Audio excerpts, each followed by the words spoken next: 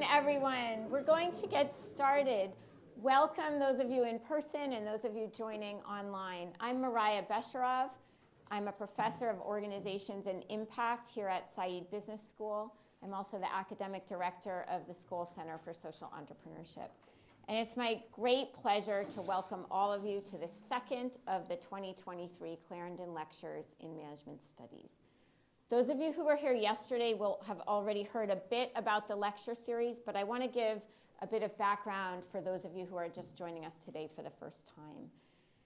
The Clarendon Lectures in Management Studies are jointly organized by Oxford University Press and the Said Business School. And they provide an opportunity to host a leading international academic who gives a series of lectures on a topic related to management education and research. The lectures will then form the basis of a book that's subsequently published by Oxford University Press.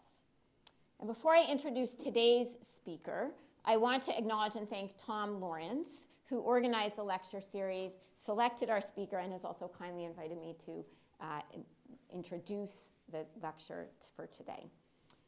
And thank you as well for everyone who's contributed to making this whole series possible. I know it doesn't just happen on its own, and it is a very special event, so thank you all.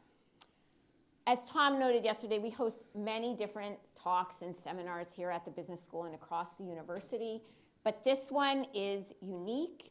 It gives us an opportunity to hear from a particularly eminent scholar and to hear from them and learn about their ideas and engage with their ideas over a series of 3 talks.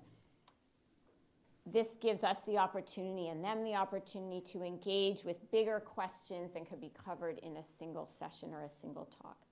And presenting this year's Clarendon Lectures is Professor Baruch Fischhoff, a really outstanding and impressive, inspiring scholar who's made major contributions to multiple areas of research. I'll give you a bit of background. Again, those of you who were here yesterday will be familiar, but I think it's important, it's inspiring, and so I want to share that with you. Professor Fischhoff is the Howard Hines University Professor in the Institute for Politics and Strategy and the Department of Engineering and Public Policy at Carnegie Mellon University. He holds a Bachelor of Science in Mathematics and Psychology from Wayne State University and a PhD in psychology from the Hebrew University of Jerusalem. He's a member of the National Academy of Sciences and the National Academy of Medicine, past president of both the Society for Judgment and Decision Making and the Society for Risk Analysis, also a fellow of the American Psychological Association, the Association of Psychological Science, the Society of Experimental Psychologists, and the Society for Risk Analysis. Professor Fischhoff has published a number of hugely influential articles and books covering a variety of topics: risk perception, communication, and assessment, also judgment and decision-making, and relatedly, decision-making competence, and especially biases and heuristics. And just as important as this deep and wide-ranging intellectual contribution is Professor Fischhoff's concern with the real-world impacts of science. And of course, that's central to what he's talking about in the lecture series. He's investigated related issues, topics such as the diagnostic era in trauma triage, the opening of movie theaters following COVID-19, self-tests for infectious diseases, public health responses to the Ebola crisis, the ability of people to detect fake social media personas, among many other topics. And I would say in this regard, his interest and his dedication and his concern with the real-world impacts of science, Professor Fischhoff is an inspiration to all of us who seek to bridge the worlds of academia and practice and to do research that has real-world impact. Those of you who do this kind of work will know it's immensely challenging, and we heard about some of the challenges yesterday. Research-based efforts to impact practice often fail. And this is what makes Professor Fischhoff's accomplishments all the more impressive and what makes his insights so valuable. He's made major theoretical and conceptual contributions and at the same time bringing research insights to bear on important social problems in the world and bringing insights to us about how we can all learn to do that. So with that, please join me in welcoming Professor Baruch Fischhoff up to the podium for the second Clarendon lecture. Okay. Thank you.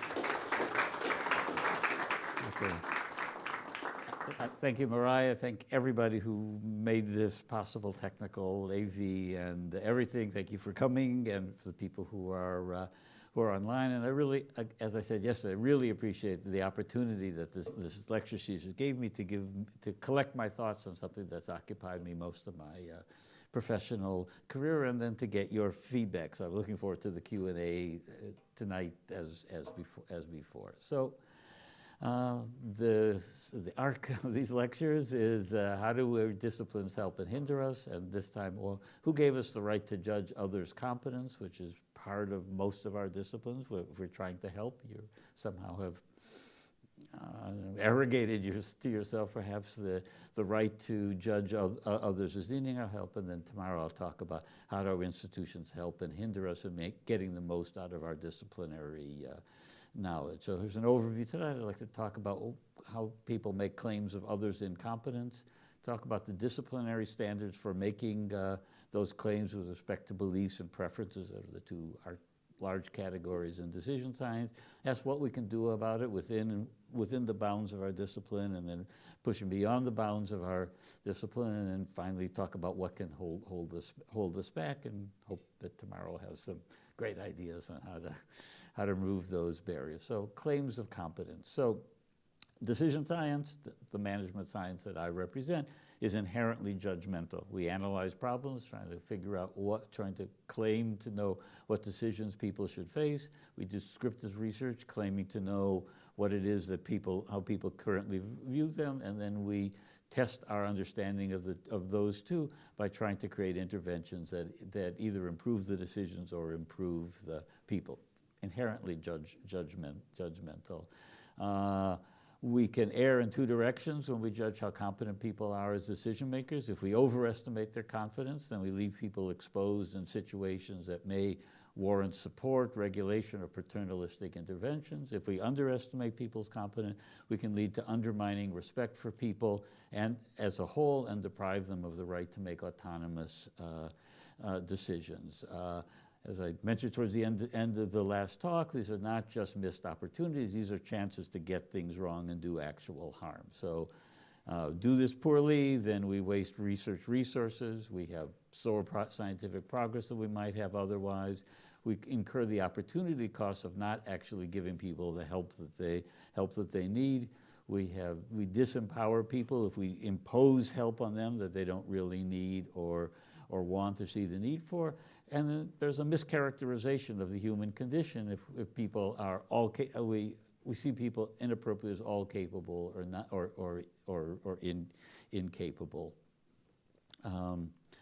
So here are like three examples that I picked of perceived misperception. So after 9/11, there was a lot of loose talk about how Americans took needless risks by driving rather than flying. And the basis of this was poor risk analysis, in which they looked at the fatalities per mile flown and the fatalities per mile driven, and saw that flying was much safer than driving. But actually after 9/11, but those are aggregate statistics, not for the people who were flying, who are not drunk, who are not driving on Friday night, who at a time when we did not know how safe the fleet was, because the fleet was grounded, and there are many people who had to drive because they had to fly. But this is a typical rush to judgment, where people aren't doing something that doesn't look quite right to us. Somebody assembles some statistics that look right to them and judges them. So another common claim, you'll hear this after every disaster,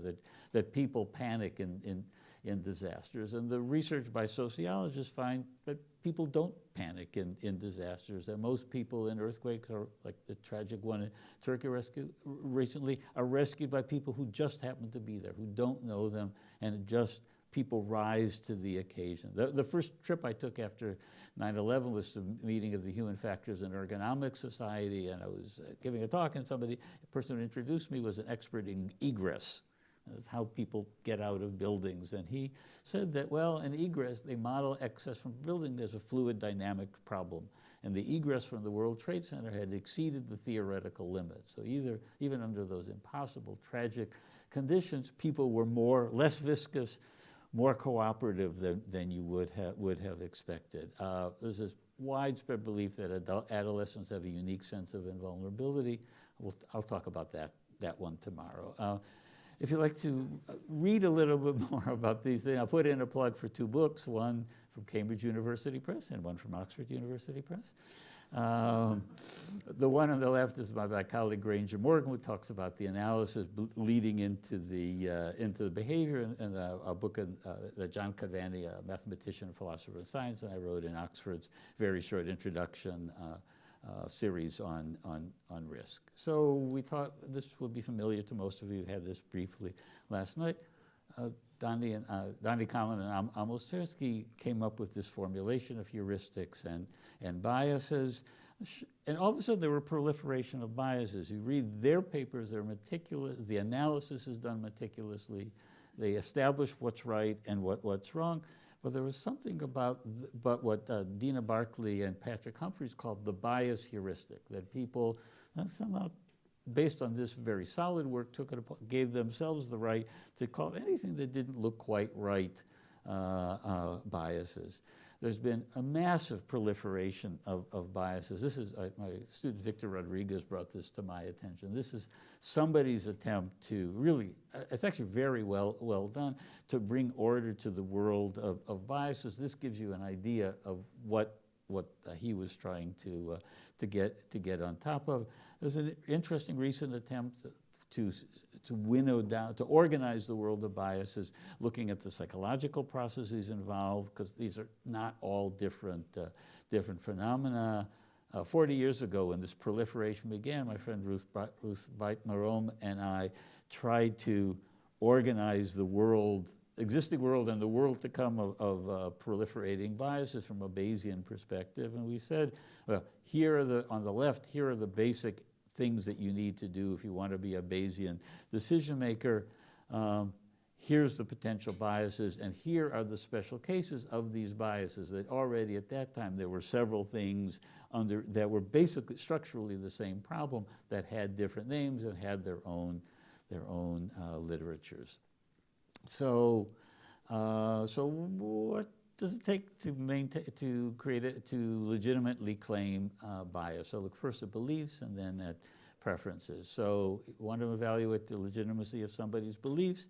You need responses that are clear enough to evaluate. You need consensually defined questions and response options, and then mutually acceptable evaluative standards. So we talked some about this paper last night, where we did our best to meet those conditions in asking people to estimate the frequency of various lethal events in the United States.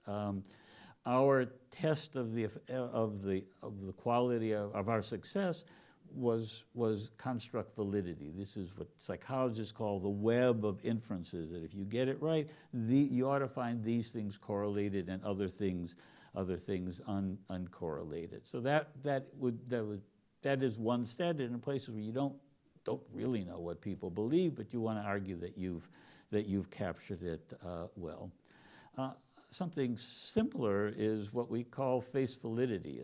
Are people answering the question that you're asking them? So here's an example I like from one of the first U.S. government surveys of people's perceptions of the risk of HIV/AIDS, part of the National Center for Health Statistics 1989 survey. So they asked this question: if you believe that the probability was non-zero, then the answer would depend on what you thought about the intensity of sharing and the frequency of sharing. So each of you implicitly made some assumption about that. This was sort of a convenience sample at Yale. We found that these are possible definitions that we offer to them, and we found that most of the Yale students in their linguistic universe agreed about the intensity of sharing, but they widely disagreed about the probability of sharing. So if you were asking, you would not know how to interpret their question, because you didn't know what they thought you were saying.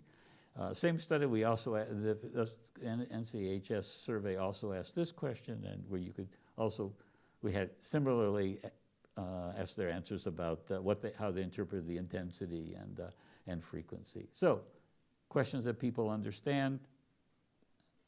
you need that kind of manipulation check to see whether they've done it. Second is you need response options that are clear enough that you know what people are talking about. So this is a classic study by Sherman Kent, who was the intellectual founder of American intelligence analysis. He had this came out of a national intelligence estimate in 1951. Afterwards, he went and asked the analysts who signed it what was the probability that they intended by not impossible, and had quite a flat distribution with a very large range. So they interpreted in different ways, and nobody asked President Truman how he interpreted it. So there's a vast literature demonstrating that people use verbal quantifiers in inconsistent ways. The same literature also shows you can ask people numbers. They'd rather give you words, but they will give you numbers. They prefer to get numbers, but they can give you, but the words are basically meaningless. One of so what are the tasks that we do in this area? They're called calibration tasks, where you ask people questions like this: true or false? Is that a true or false question? What's the probability of it being right? And the test is whether the people are appropriately confident in knowing the right answer. So here was a paper that that Sarah Lichtenstein and I did. I think that's hand lettered. It'll take you how far back this went. And so this in this literature is overconfidence. The x-axis is the probability that people gave. The y-axis is the percentage of correct answers associated with each probability value. So when these people were 70% confident, they were right about 55% of the time. So that's overconfidence. There are many, many studies like this. This is the typical result, that with hard questions, like as happened to be in the previous few studies, people are overconfident. And with easy questions, people tend to be underconfident. And this is the general pattern, that people with overconfidence is greatest, their chance accuracy shifts from overconfidence to underconfidence around 80% right, and the two are weakly, confidence and accuracy are weakly correlated within and cross individuals. So people have some sense of how much they know, but not that strong a sense. But the story, if you read any report on this literature, the study it's just about overconfidence. People are over. So why is that? So one, it's most common in the universe of observation because we tend to give people hard tasks. And so what we see is overconfidence. Could be most important. You could argue for some decisions overconfidence is worse than underconfidence, but not all. There's a kind of figure ground effect that biases are somehow more salient than the heuristics that generally work. Well, it's a better story. People have learned to tell the bias story, and perhaps to fame and fortune. You could argue that overconfidence is more revealing than underconfidence if you had theoretical grounds. And I think there's a primacy effect from the initial studies before we understood the hard-easy effect. The Deming-Kruger effect is a variant on it. So that got into the literature, and once you get something in the literature, that's what people know. So that was how we evaluate beliefs. How do you evaluate preferences? So here's a typical way of evaluating preference in discrete choice studies. So this is a marvelous study by Barbara McNeil and others, trying to find out what people's preferences were for surgery versus radiation therapy for lung cancer. So at that time, I don't know that it's changed all that much with this really tough cancer, that S's radiation therapy is RT, and if you studied this, you would see that people with radiation therapy, people are more likely to be alive until 2 years out, and after that, they're less likely to be alive. And part of this because they're often people who are very, very sick, and somehow they just don't recover from the surgery. But if you get through the surgery, it's still awful. It's still awful. And they said, well, people ought to have a choice, because some people may discount the future years for whatever reason, and so on. And their way to do this is a standard way in health economics, which is widely used for allocating medical resources.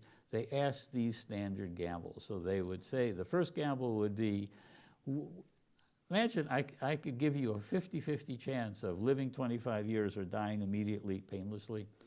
And how many years would I have to guarantee for you to live? And then they proceed with standard gambles like that. Well, it turns out people can't answer those questions. But they need the numbers, so they keep asking them. People can't answer the questions. So here's a review of what they call exclusion criteria. So these are reasons why data are thrown out in surveys that are meant to represent the general population whose preferences in this logic should determine our healthcare policies. So lots of different reasons.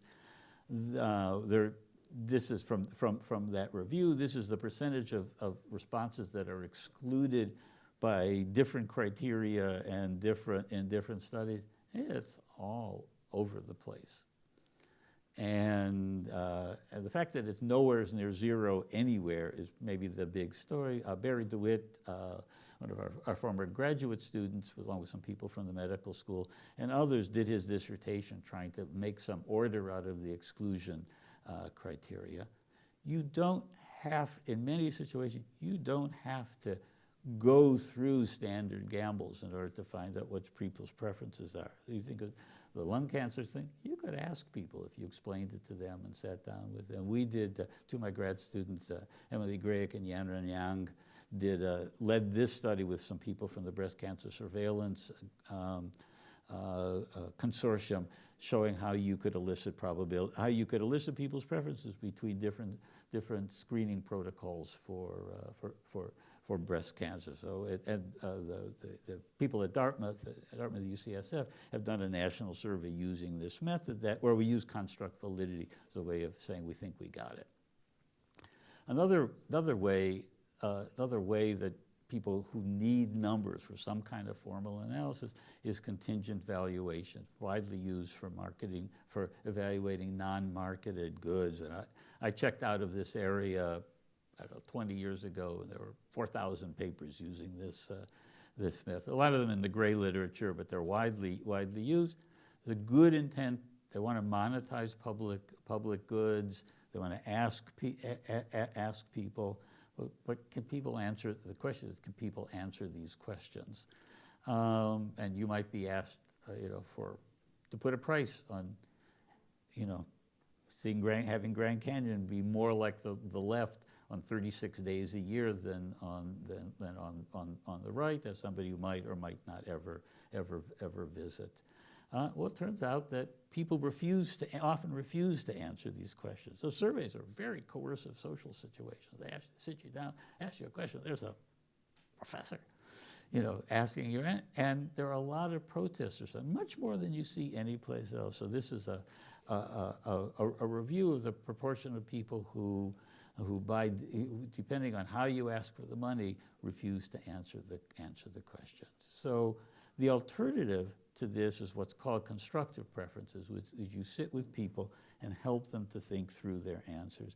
There's a strong aversion to this. Sociologists can explain it. People are afraid of reactive measurement, of shifting the burden, and they shift the burden of responsibility from the reviewer. So, well, I'm not going to influence you, but it's up to you to make sense of this obscure question that is formulated to answer my needs. So this is a place where you get, these are situations in which we exaggerate people's competence because we want to believe that they can give us the numbers that we need for our analysis. So what can you do about it? So within the bounds of our profession, of our discipline, here are two things that you can do about it. One is to ask everyone. That is, don't just ask members of the public in order to show their competence and incompetence, but ask other professionals and see whether their judgments are better or worse. And the second is talk to people, or talk with people probably would have been better, so you have an understanding of what's really on their minds. So it's a call qualitative research. So what does Ask Everyone look like? So here's a fantastic paper by Doug Medine, a friend, member of the National Academy of Sciences, a well-known cognitive psychologist who's been passionate about what he calls the lack of diversity. So there's one kind of lack of diversity that's maybe familiar to, which is these weird samples. One of the pioneer in getting beyond that was Carol Gilligan and her feminist perspective from 1982, looking at moral judgment, not the kind of Bayesian judgment. Max Henrian, a friend of mine, discovered that particle physicists give something like Bayesian confidence intervals when setting recommended values of physical constants. And if you compare the confidence intervals on the recommended values with the later better estimates, they tend to be overconfident. That is, the later estimates tend to be outside the bounds of what was considered to be possible. So this appeared in the, really, as Max is finding, I just helped him with the writing, but appears in the physics. There are experts who are great, weather forecasters say it's going to rain 80% chance of rain, rains 80% of the time. My colleague, Granger Morgan, I showed you his book a little earlier, has sort of taken the decision science and applied it to important technical analysis where we don't have data. But if you work with people, that you might be able, you could get judgments that you might want. So the sort of things that motivated him are things like estimates of these are 1980 estimates of US energy consumption in the year 2000. They turned out in retrospect all way over estimates, but most of them were just point estimates. You couldn't tell. I mean, maybe they thought something, the bottom line, near the bottom is the actual consumption. So Granger, and this was done with David Keith, who's a leading figure in geoengineering now, like day-long interviews with climate experts to find out what they believe to be the uncertainties in climate. And you get pictures like this that show you the uncertainty of individual experts and of the community of experts. This is the kind of information that you could then use. Well, here, this is for a doubling of CO2, so I don't think it's going that bad that fast, but so we won't be able to validate these. But if you're going to be a decision maker, you'd like to know what they believe now, and to generally know how much you can trust their expressions of confidence. Part of that same study, or actually it was another study, they asked people what was the probability of the Gulf Stream collapsing, and you had a bimodal distribution to that, something that you'd like people think is really likely and unlikely, something that could be useful. Something else you could do in terms of asking people more generally is to look at individuals. So there's certain arrogance about saying people do X. In decision science, we by and large don't look at individual differences. Why is that? Well, we focus on experiments. You can vary the tasks. And we have these benefits. We have well-characterized tasks. We're allowed to change our tasks routinely, unlike people who have personality tests that have to, or intelligence tests that have to do that. But we miss vital differences in how people behave, think, emote, and so on. And it leads us to make these bold claims that people do X, where it isn't true of everybody. And there's something about essentializing people as a group that has some kind of homogeneous behavior that is in some ways disrespectful, even if it serves another cause. So the individual differences are either traits. Their states are individual observations. The tests that we do infer traits from the states. There's these two kinds of tests. There's personality tests and performance tests. Performance, much easier. Let's see. So here's a personality test. That'll be familiar to most of them, at least in stereotype form. Coming in on the bus, I discovered that this firm has an office in town. This is Timothy Leary's. Some of you will remember Timothy Leary. This is his circumplex personality theory. It's actually pretty good. It's really pretty interesting. I recommended looking it up. People have tried to come up with individual differences, measures of risk-taking propensity. This was the first attempt by Paul. This is the first paper that Paul Slovic ever published. He gave people 9 different risk tests of risk-taking and then correlated the scores on them. Had an average score. Had an average score of plus 0.002. So right sign, but not a strong relationship. And people have continued to find that people are sufficiently sensitive to this decision-making situation that they're not like anything particular as a decision maker. George Huber was at the business school at the University of Texas, spent years trying to look at cognitive style, a kind of personality characteristic. Finally gave up. He wrote this paper in management science 40 years ago and he said, let's give up.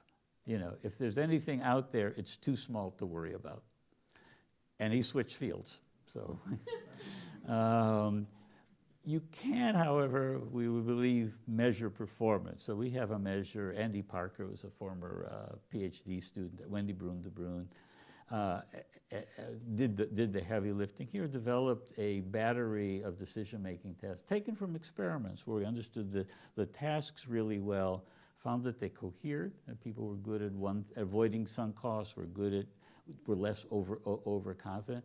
We had the amazing good fortune to be able to administer this to 18 and 19-year-olds in a longitudinal study who had started at age 10 and were mustered out at age 30. So we had an enormous set of data available on them, and we found, as we were so happy to find, that kids who had less favored home situations, where there was less opportunity to model or be rewarded for good decision making, scored more poorly on our tests. They also had less oppositional defiance disorder, and then holding verbal and nonverbal communication constant. So there seemed to be some ecological validity to the test that we were doing. So let's talk to everybody. I'll just go through this very briefly. So one of the things that we do is risk communication. There's a recent paper that Kara Morgan, another former PhD student, initiated, kind of a quick summary. Communication has these 2 things that you need to do right. You need to get the process right, because it's a speech act. It's a communication between you. So that's not our expertise, but we try to do it right. And then there's the content, which is our expertise. Here's a process diagram that I like for when you're developing a project that's in the center. There's an obligation to 2-way communication with your stakeholders. Don't blindside them. Tell them what you're going to do, and find out what's interesting to them, so you do your project in the way that's most responsive to them, and then stay in touch as the project develops, because often projects drift in ways that look functionally equivalent to you and not necessarily to them. I have too many slides, so I'm going to go a little quicker than I thought. I was part of a committee on environmental justice, where 2 of the 3 our recommendations had to be communication. Always ask for more science. You needed more science in this area, but we found in talking to people in the affected community, they wanted to be treated respectfully. That was as important, even more important than the science. How do we design content? Just like we do everything else: analysis, description, intervention, evaluation, and repeat until you get it right. We've worked this basic decision science paradigm in communicating a very wide variety of things. Each application draws on the same set of core analytical methods: behavioral description, behavioral theory. So there's some economies of scope here. And then finally, how do we get, so those are things you could do without really challenging the discipline, just doing our own job better. So very briefly, these two things you could do in pushing beyond the bounds. So one is asking for help. So I had this slide up the first time, so I wish we owed a bigger debt to the humanities, because it meant we'd taken better advantage of their knowledge. One important place where we borrowed from them, will be familiar to anybody who's been in the risk literature. This is maybe this is a seminal figure by Chauncey Starr. Chauncey was trying to figure out why it is that people seem to like some technology and not others, and came up with estimates on the x-axis of the monetary benefit to society from these different technologies, on the y-axis the risk from each of the technologies, and he intuited that he said, well, society people get what they want. So society, these are expressions of society's acceptable risk, and people will accept more risk from voluntary activities, things that they take upon themselves, and from involuntary ones. So the details have been very controversial, but this has framed much of the discussion in risk analysis in the ensuing 50 years. So there was a philosopher, bioethicist named William Lawrence, who looked at this, among other things, and said, why just voluntariness? Maybe people set a different standard for risks that are distributed inequitably, for risks that are catastrophic as opposed to killing people one and all. Well, maybe they have a different standard for well understood and poorly understood risks. Ones where they have a feeling of control, ones that they dread, ones where the risks are borne by future generations. He says, well, here are all of these principles that could guide people in this, so we said, this is a paper. We said, well, do people really think that? What do people really? This is Starr's intuitions and Lawrence's intuitions. So we did this study, in which it's a very long study. Somebody replicated the study recently. It was her entire dissertation. So in the 5 minutes remaining, I won't try to do that. But one of the things that came out of this figure out of this study was that these different dimensions of risk were highly correlated. And if you think about it, if the risk is involuntary, more likely to be inequitable, right? Because it's imposed on you and somebody will get away with it.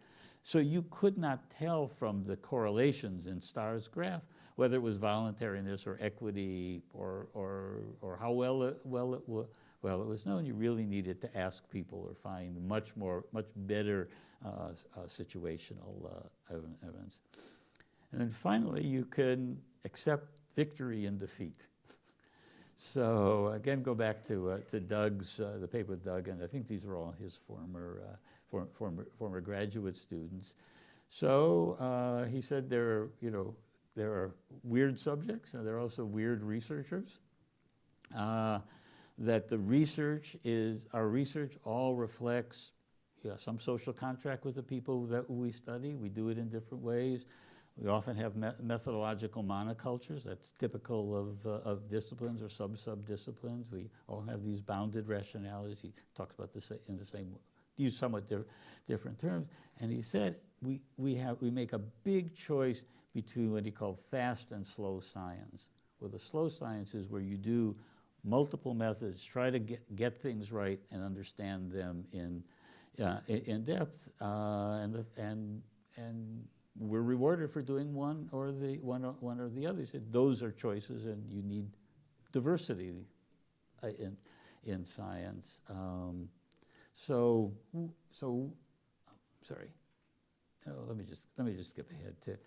So here are some of the boundary conditions. So I've done a fair number of work with people in critical care medicine. One of who's Amber Barnado, who runs a medical decision. She was at UPMC, who runs a medical decision-making institute at Dartmouth Medical School.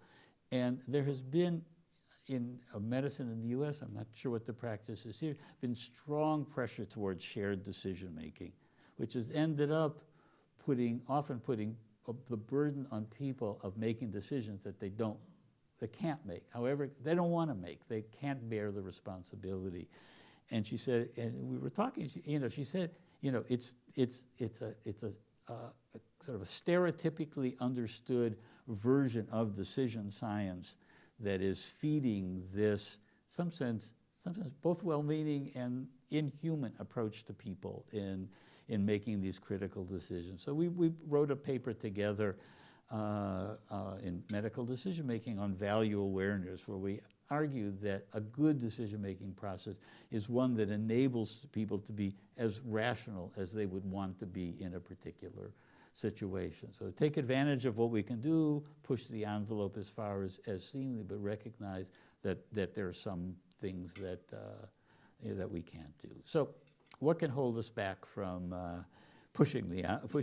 doing these things? So one is, back to Doug, is we don't have the kind of diversity needed to do some of these things. We have nobody who from a particular group, nobody with a particular life experience, nobody who does qualitative research, or nobody who does analytical research. So the lack of diversity, of intellectual diversity holds back our science. Second is we often have this desire, are rewarded for fast science. These are publication counts. So there's some of us scientists who want that, because we like to look for these widely relevant behavioral processes, and the more you dig in, the more complicated you accept that life is. We have Faber, particularly in decision science, structured experiments that gradually, incrementally study the bounding conditions on these processes. We do get attention and resources from claims of bias, and we have fairly limited, unless our institutions really encourage it, fairly limited opportunities to engage complex problems. So I'll conclude with a slightly expanded set of heuristics for how we might do our work. So I'll begin with the three I attributed to Amos. I'd like to add one from my late colleague, Robin Dawes, the person who did the work on simple models. Robin used to, the rhetoric of presenting psychology papers, I'm not sure about other things, is that people say, here's a hypothesis, I gathered the data, and I was right. And Robin would say, if you knew what you were going to get, why did you do it? And a translation was, he says, which I learned from Robin, he said, be wary of papers that show things, look for papers that find things. And then Granger Morgan, so a bit of Granger, always says, don't treat the problem as a black box. If you want to do something on climate change or financial markets or whatever, hook up with the subject matters who can tell you what the issues are and tell you how it really works. And then, without the typo, it would be, my addition would be ask where you were part of the, ask whether you should be, whether you were part of the problem. So I hope you'll come tomorrow, in person best, online also welcome, and we'll say, well, if this is the situation, this is the kind of mischief we can get ourselves into, might be able to get ourselves out of, how can our disciplines make their unique contributions to these shared problems while strengthening themselves in the process. So thank you.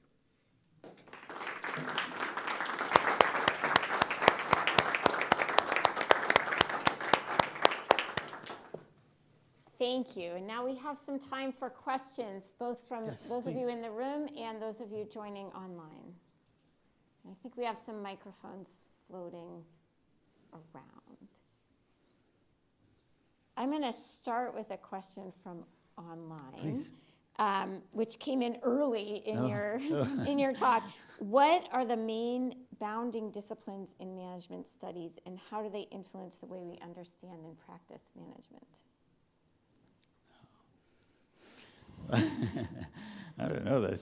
Most of this audience is better qualified to answer that question than I am. But it's my understanding that when management science emerged as a discipline, so sort of largely out of World War II, with a need to solve complicated problems, bring together large groups, that it did have this core of, there's a small enough community that people talk to one another. You had sociologists talking to psychologists, talking to operations researchers. Operations research emerged out of the need to solve specific problems and then got rarefied. And I think the natural process is that as the disciplines got bigger, people naturally, I'm sure there's somebody here who studies this, they naturally got more and more specialized and had fewer and fewer opportunities to talk to one another, and the publication pressures pushed them aside. But I do think they all have this core of analysis, trying to figure out what the problem is, both analytically and substantively, talking to people, listening to people, analyzing their econometric data, and then hoping to make it better. So I think if you had a branch, I'd like to think of decision science belonging fairly close to the trunk, Okay. but not pretending to be a leaf. Quick comment question. My comment is just I'm waiting for tomorrow now. But my question is actually going back to the middle of your talk when you're talking about asking everyone and talking to everyone. And at first I was very excited by it, but then I became very anxious by it. And because as you talked about it more, you described kind of people who are pretty accurate as experts, people who are underconfident as experts and overconfident as experts, and the sort of, and I guess my question is like, when you do that, if you go and you talk to everyone and you ask everyone, and you get a lot of answers, what do you do with all the signal you have, or how do you know it's not noise? Well, I mean, that's what we try to do in our training, right? To learn to come up with responsible conclusions with the stories. Those of us who primarily work in quantitative statistical data, we have more reliable summaries. Anybody could look at our data and probably analyze the data, probably document it, come to but they wouldn't agree on what it meant because we're working in such a restricted world, whereas people like yourself who work in these complicated worlds, much closer to knowing what it means, but I really need to trust you as my representative there because I can't replicate that unique experience. So that's, again, I really love this paper by Doug, where he said we do need this methodological, personal diversity to have a comprehensive opinion. I mean, the way I think about psychology is that all this burrowing, we know a bunch of little things. And I guess we're foxes, and I think of Berlin's thing. And the more of those you know, and the more experienced you are, and the more opportunity you have to interact with people from different, the more likely you are to find the principles, the behavioral processes that are relevant to a particular situation. Which I think it's so important, that if you're called to duty or have an opportunity to help, to represent your whole field, because you may be the only sociologist there as opposed to, or anthropologist, as opposed to pushing your own pet theory.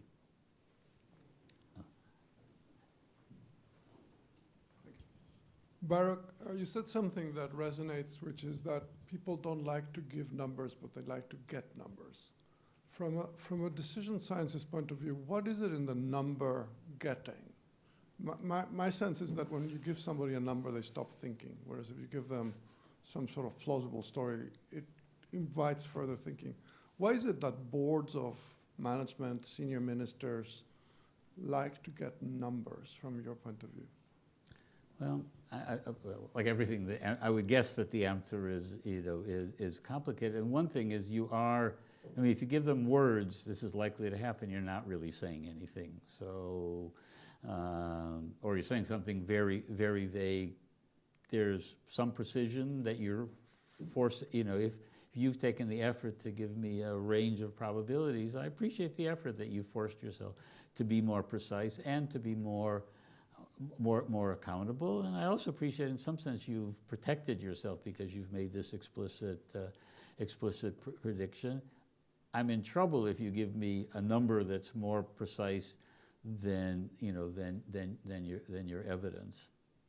So the numbers can be misleading. It's really the due diligence of the analyst to produce it and to fight the, there will be tension.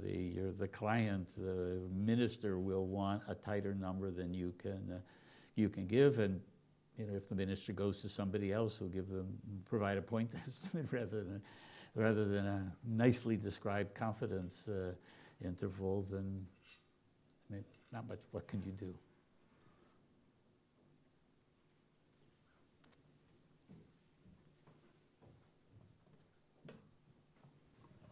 Thank you once again. This is so interesting. There's a lot of people in this room or this business school that take a processual view of things. Phenomena are kind of unfolding through time, activities rather than entities or states or events. I wonder if that is present in the field of decision science, deciding versus a decision event, and is that a critique or is that something that is incorporated in somehow as a turn? Say a little bit more about what you mean. Oh, for instance, just sort of taking rather than an institution as a profession, a set of shared practices that govern activity at some moment in time, saying, well, actually, this is enacted and performed and carried out by people in an ongoing way, and so the continuingness of it is very interesting, rather than trying to measure at a moment and saying it has a causal effect or it has some kind of normative effect, rather coming back and saying, what are people doing that is enabling this, and maybe even a little bit of jitter, right? So there's a little bit of, what's the word, homeostasis that is interesting about this phenomenon that wasn't appreciated before with the sort of very simple experimental design. Yeah, I think that is, that's a weak spot in decision science, which really likes this characterization of a decision made at a discrete time. Once upon a time,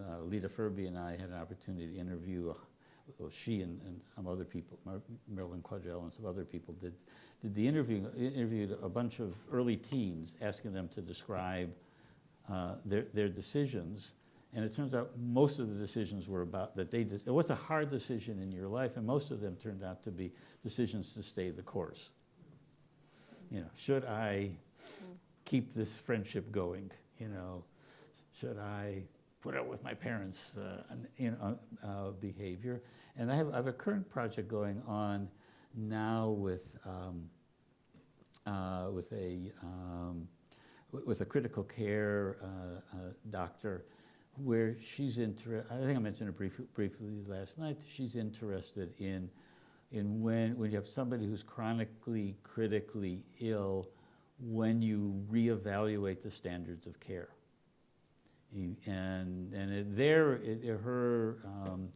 Her observation, she's been interviewing, doing qualitative, like semi-structured interview, structured around a decision model, and what seems to be happening is that it often happens at a change of shift.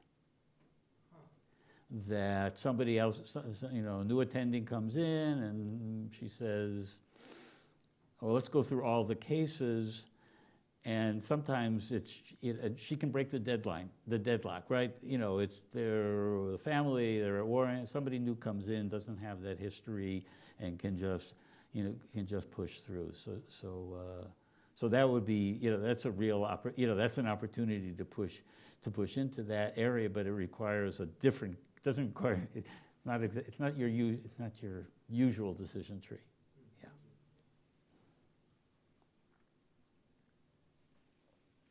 Professor, my question is, like in overconfidence and underconfidence are two traits. So how does it affect the decision making and hence firm performance? And how does one gauge in what state of mind a certain strategic decision has been made?